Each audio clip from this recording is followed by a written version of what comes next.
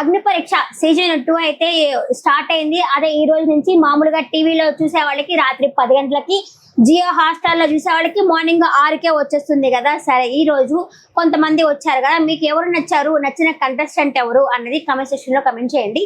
శాలిని అనే అమ్మాయి వచ్చింది కదా, అమ్మాయి కొంచెం ఇంచుమించు మీనా లాగే ఉంది కదా.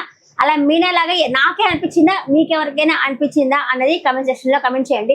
కొంచెం ఉంటే ఇంకా శాలినికి అభిజిత్కి పెళ్లి కూడా చేసేటట్టున్నారు శ్రీముఖి వాళ్ళు వచ్చేసి. సరే ఇంకా అందరూ వచ్చేసరి మొత్తం లోపలికైతే రావడం అయితే జరిగింది. సరే ఇంకా ఎవరెవరిని పిలుద్దాం అనుకున్నప్పటికీ ఫస్ట్ శాలిని అనే అమ్మాయిని అయితే లోపలికి పిలిచారనమాట. సరే అమ్మాయి ఆస్ట్రేలియా నుంచి వచ్చింది, తన కాళ్ళ మీద నిలబడుతున్నది, లవ్ చేసింది, లవ్ లో ఫెయిల్ అయ్యింది. ఇంకా అందరూ ఇంకా లవర్ వెళ్ళిపోయినా కానీ తనంతట తానే ఉంది అని చెప్పేసి తనైతే చెప్పుకునింది. ఇంకా అది వాళ్ళకి బిందుమాది వాళ్ళకైతే బాగా నచ్చింది. సరే ఇంకా అభిజిత్ ఒక షూ ఇచ్చి చాలా డర్టీగా ఉంది, దాన్ని క్లీన్ చెయ్యి అని చెప్పని అన్నాడు. నేను చేయను, నాకు సెల్ఫ్ రెస్పెక్ట్ ఉంది అని చెప్పనండి. డిస్రెస్పెక్ట్ ఉంది అని చెప్పనండి. సరే నువ్వు ముందు క్లీన్ చేస్తా ఉండు అనేసరికి ఇంకెట్ట క్లీన్ చేయాలో పక్క నుంచి బిందు మాదే చెప్తుంది. ఇంకా ఈ అమ్మాయి ఈ షూ ఎత్తి ముంచి తీసి కడగతానే ఉండింది. సరే నువ్వు ఆ పనిలో ఉండని చెప్పనండి. సరే నీ ఫోన్ ఇవ్వు అని చెప్పని ఫోన్ పగలగొట్టాము. పోయినసారి నీకు గుర్తుందంట, గుర్తుంది అండి, ఫోన్ పగలగొట్టు అని అన్నారు. సరే అని చెప్పేసి ఫోన్ ఇద్దరు ముగ్గురు కలిసి ఆ ఫోన్ అయితే పగలగొట్టడం అయితే జరిగింది. తర్వాత ఫోన్ పగలలేదులే, అది ఊరికినే. సరే అంటే ఇంకా ఫోన్ ఓపెన్ చేయొచ్చు అంటే నన్ను ఏమేమి అడిగారో ఆ విషయాలకు మాత్రం ఫోన్ ఓపెన్ చేయొచ్చు, అలాగే మీ ఫోన్ ఓపెన్ చేస్తే మీరు ఊరుకుంటారా అన్నట్టయితే అమ్మాయి అయితే మాట్లాడింది. అలాగే మాట్లాడాలి, అట్లా మాట్లాడితేనే వాళ్ళకి నచ్చుతారు. వాళ్ళకి భయంగా ఉన్నారనుకో వాళ్ళకి నచ్చరు. వాళ్ళు అడిగిన దానికి టకటకమని సమాధానం చెప్పుకుంటా ఉంటేనే వాళ్ళకి నచ్చుతారు. కానీ ఆ అమ్మాయికి చాలా స్క్రీన్ స్పేస్ ఇచ్చినట్టు అనిపించింది కదా. ఒక 1 అవర్ ఎపిసోడ్ లో అమ్మాయికి ఇంచుమించు ఒక 20 మినిట్స్ ఉందా, 20 మినిట్స్ అమ్మాయి కనిపిస్తా ఉంది.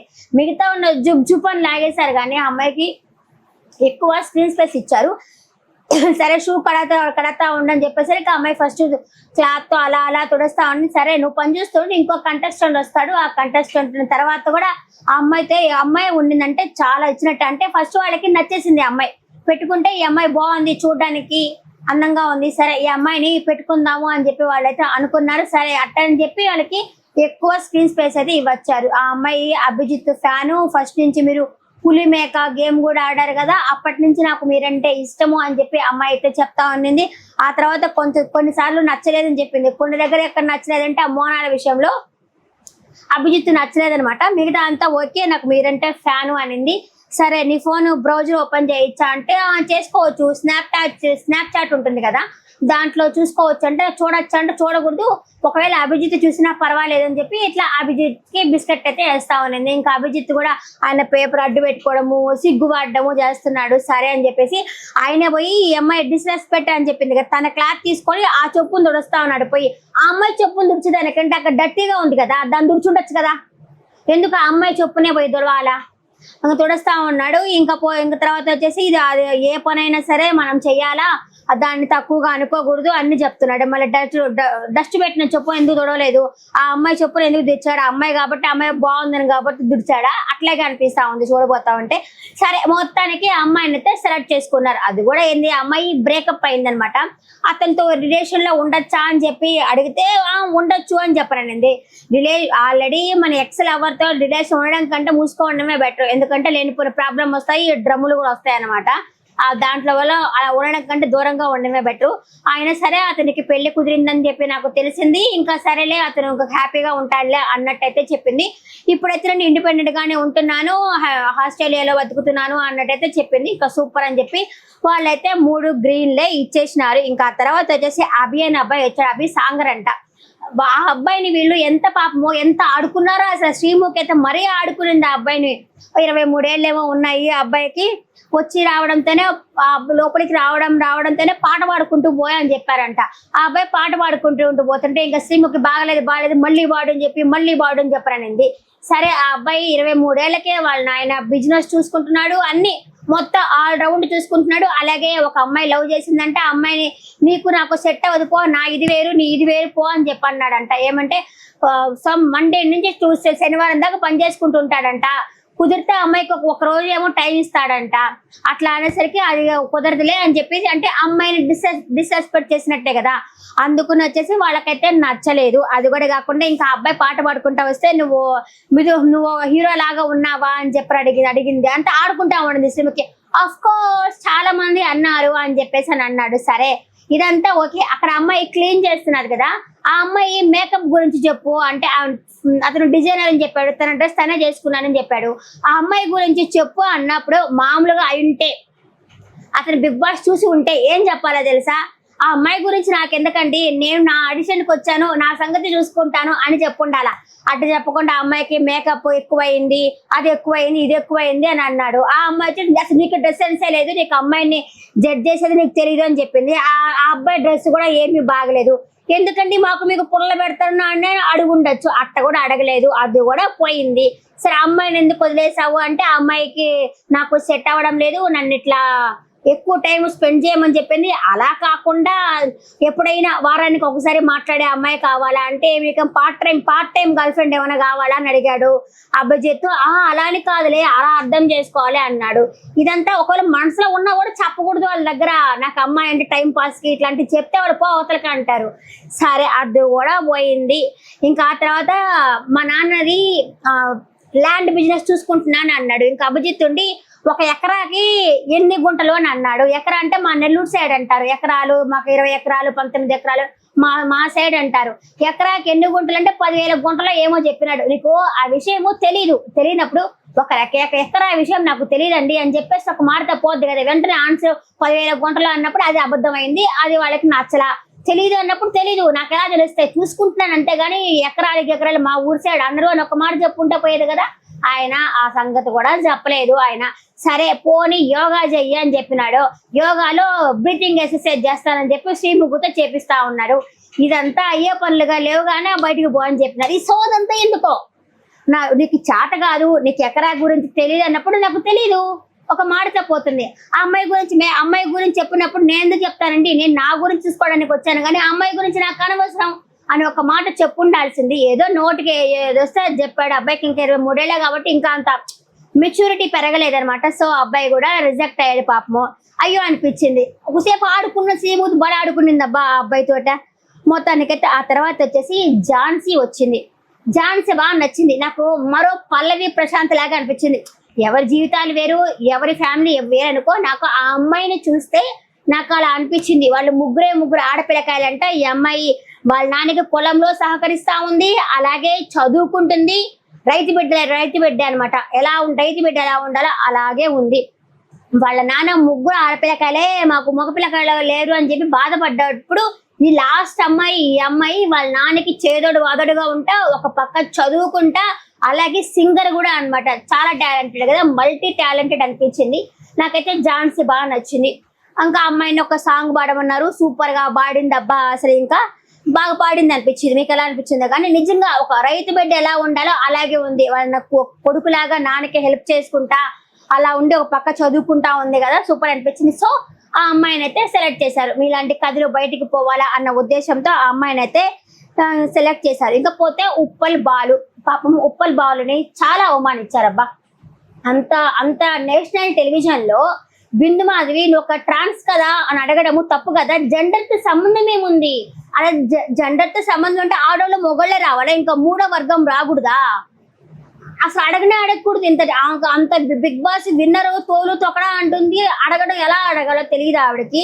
నువ్వు ట్రాన్స్ కాదంటే కాదు మేడం అన్నారు. ఇంకా నేను లోపలికి ఎందుకు పంపించాలి, నువ్వు చేసేదంతా వల్గర్ వీడియోలు కదా అని చెప్పేసి అని అన్నాడు. నేను అంతకు ముందు చేసేవాడిని సార్, ఇప్పుడు చేయటం లేదు నేను, ఎందుకంటే అందరికీ నచ్చట్లేదు. ఇప్పుడు మాత్రము మంచిగానే చేసుకుంటున్నారు. పాపం బెట్టింగ్ యాప్స్ కూడా ప్రమోట్ చేయడు తెలుసా. నీతిగా నిజాయితీగా ఉంటాడు ఉప్పల్ బాలు. చాలా మందికి ఎవరైనా సరే, మా అమ్మ కూడా ఇందాక అబ్బాయి ఉప్పల్ బాలు కూడా కదా అనింది. అంటే తెలియని వాళ్ళకి కూడా అతను ఎవరు అంటే టక్కుమని తెలుస్తుంది ఉప్పల్ బాలు అనేసి. అంటే అంత ఫేమస్.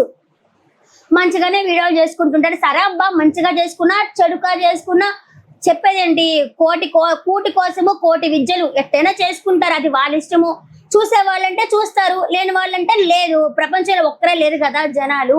పాపం అలాంటిది అతన్ని అవమానించారనిపించింది. నిన్ను లోపలికి పంపించడం వల్ల సమాజానికి ఏం మెసేజ్ ఇస్తున్నారు అని చెప్పేసి ఆయన అడిగినాడు నవదీప్.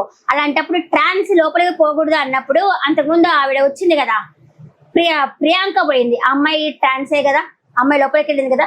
తమన్నా సింహాద్రి అని వచ్చింది, ఆమె ట్రాన్సే కదా, ఆమె కూడా లోపలికి పోయింది కదా.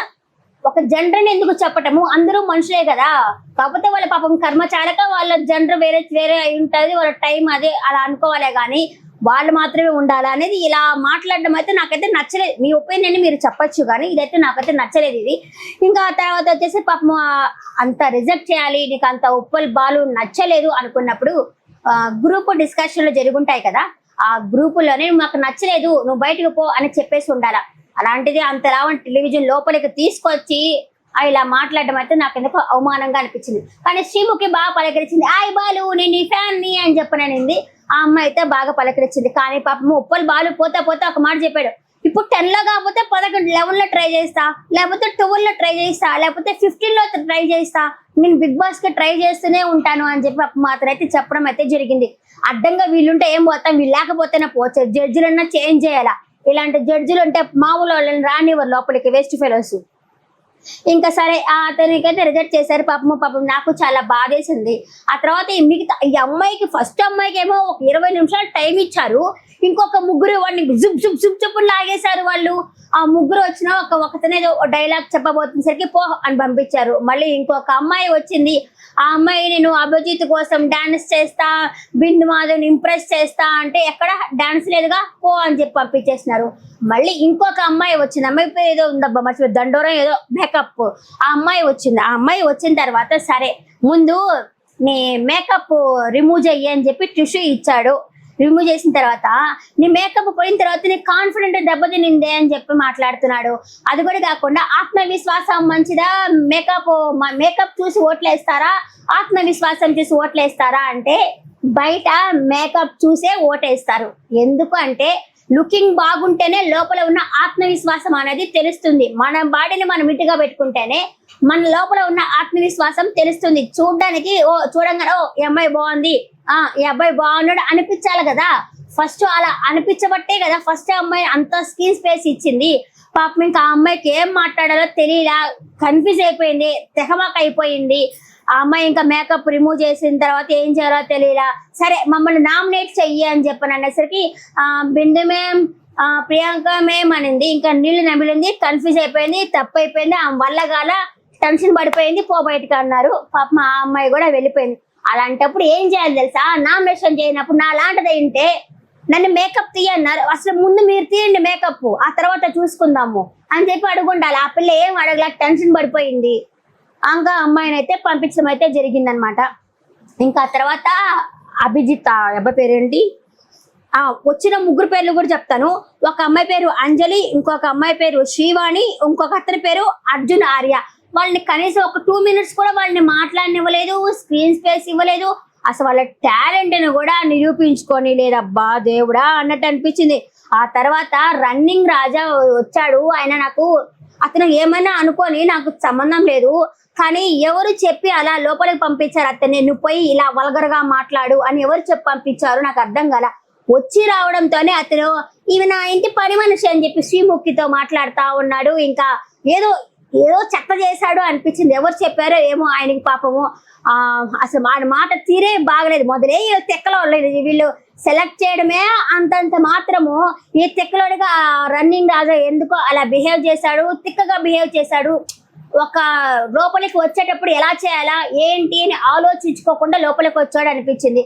మరి శ్రీముఖి కూడా పెడద్రంగా బిహేవ్ చేసింది. పో త్వరగా పో, అవతల పో, దూరంగా ఉండి మాట్లాడు, ఏం అంటరాని వాళ్ళ ఇవి కూడా చాలా ఓవర్ గా బిహేవ్ చేసింది అనిపించింది. ఇంకా అతను కూడా దూరంగా పో అని అంటున్నా కూడా అది కాదక్క ఏందో అసలు కామెడీ వేరు, ఇలా వల్గారిటీ వేరు. ఆ వల్గర్ గా మాట్లాడడం వల్ల ఎవరికి నచ్చలేదు. ఇంకా శ్రీముఖి ఏమో తప్పించుకొని పోయింది. కానీ రన్నింగ్ రాజా అనేది మామూలుగా యూట్యూబ్ ఇన్స్టాగ్రామ్ లో మంచి ఫాలోవర్సే ఉన్నారు కదా, కానీ లోపలికి వస్తున్నప్పుడు ఒక ఐడియాతో రాలేదనుకుంటా. వీళ్ళు ఇలా మాట్లాడితే మనం ఎలా కౌంటర్ అయ్యాలా, వీళ్ళు ఇలా చేస్తే మనం ఎలా మాట్లాడాలి అన్న ఒక్క ఆలోచన లేకుండా వచ్చాడేమో అన్నట్టు అనిపించింది. ఎవరు చెప్పారో ఏమో కానీ ఆయనకి. సరే ఇంకొకసారి బెటర్ లక్, నెక్స్ట్ టైం ఇంకొకసారి వచ్చినప్పుడు కొంచెం ఆలోచించుకొని ఎవరితో ఎట్లా మాట్లాడాలో చూసుకొని ఆ తర్వాత రావాలనిపించింది. ఇంకా ఆ తర్వాత మిథిలేష్ వచ్చాడబ్బా, సూపర్ కదా అసలు, మంచి బాడీ బిల్డర్. ఇంకా శ్రీముఖి అయితే అసలు మొత్తం పెళ్లిగాని బ్యాచే కదా, మొత్తం కట్ట శ్రీముఖి వచ్చేసి అబ్బా వావ్ సూపర్ అని చెప్పానండి. అతను వచ్చేసి ఇంకా జిమ్ ట్రైనరు, బాగా జిమ్ బాడీ ఉంది. ఇంకా అతను వచ్చేసి అతని బాడీ మీద టైర్స్ పెట్టాడు, మంచి ఎక్సర్సైజ్ బాడీ. అతను కూడా సెలెక్ట్ అయితే చేయడం అయితే జరిగింది. ఇప్పుడు వచ్చిన వేళల్లో మీకు నచ్చిన కంటెస్టెంట్ ఎవరో కామెంట్ సెక్షన్ లో కామెంట్ చేయండి.